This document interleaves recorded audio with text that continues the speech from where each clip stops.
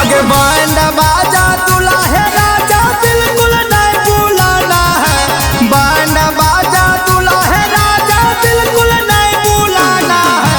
यही गेला गाना में शादी लाभर से जाना है।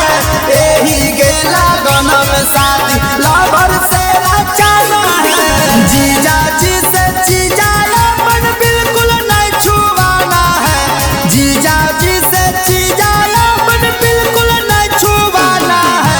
यही गेला गाना में शादी लाभर से जाना है। यही गेला गाना में शादी लाभर से जाना है।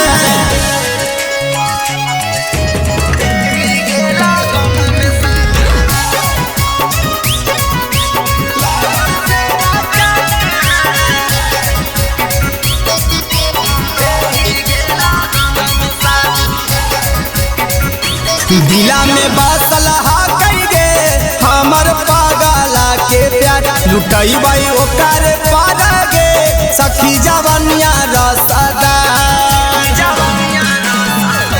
दिला में बासलहा कइगे हमर पागला के प्यार लुटाई बाई ओकर पारगे सखी जवनिया रसदा।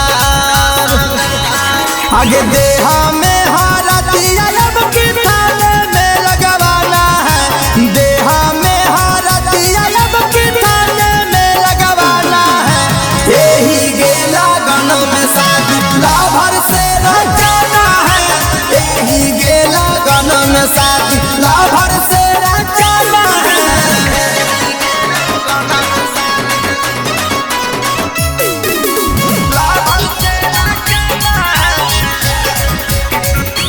चल बुलेटावे पारागे यारवा खोली के बाटाम ओकर साथे लड़ावेगे सखी से जिया पर जान।